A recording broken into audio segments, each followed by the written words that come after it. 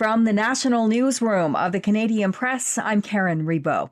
Members of Parliament will decide later today whether to vote in favour of Prime Minister Mark Carney's budget or send this country back into another election campaign less than a year after the last one. The consequential budget vote serves as a confidence vote for the minority Liberals. The Libs need support from at least a few MPs outside their party in order to get the budget passed by a simple majority.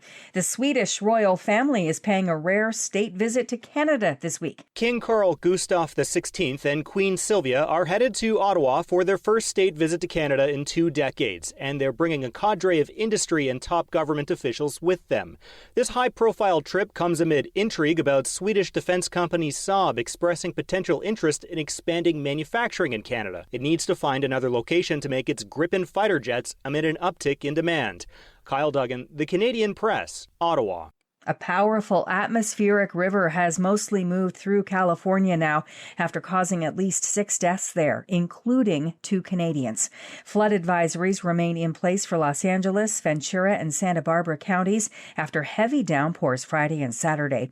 Authorities yesterday found and recovered the body of a 7-year-old Alberta girl who was swept into the ocean by a 6-meter wave Friday at a state beach in Monterey County.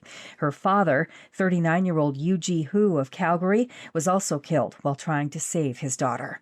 The Transportation Safety Board says the pilot killed in Saturday's mid-air collision north of Cornwall in eastern Ontario was taking part in a training exercise. The board has deployed a team to Martintown after a mid-air crash involving a Cessna and a Piper Seminole. Ontario Provincial Police say one of the planes landed safely. Another was found in a wooded area, and its pilot was dead at the scene.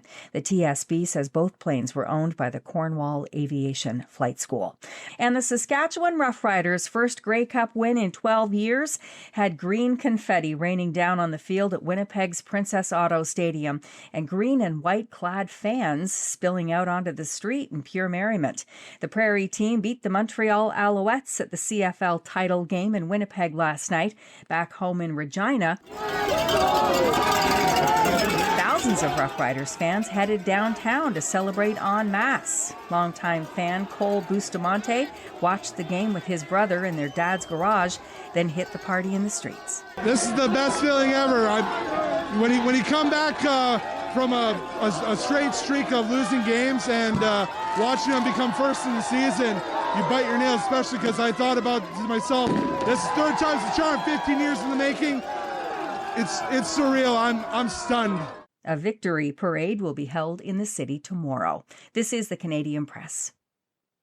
In sports, the Saskatchewan Roughriders are Grey Cup champions. The Riders built a 22-7 lead and hung on to defeat the Montreal Alouettes 25-17 in Winnipeg to win the Grey Cup. Riders head coach Corey Mace earned his first Grey Cup as a head coach in his 2nd year in the position. He knows what the immediate future holds. I got a lot of beers to drink, so I'll tell you in a week or 2, man. We got some celebrating to do now, man. Saskatchewan quarterback Trevor Harris was selected game MVP. Receiver Sam Emilus was named Most Outstanding Canadian. In NFL action Sunday night, the Super Bowl champion Philadelphia Eagles beat the Detroit Lions 16-9 to improve to 8-2. The Denver Broncos are now 9-2 with a 22-19 win over the Kansas City Chiefs. The Toronto Raptors will return to action tonight at home, hosting the Charlotte Hornets. Last night, it took double overtime for the Utah Jazz to beat Chicago 150-147. From the Canadian Press, I'm Karen Rebo. Thanks for listening. Don't forget to follow and subscribe. For more of today's top stories, visit thecanadianpressnews.ca.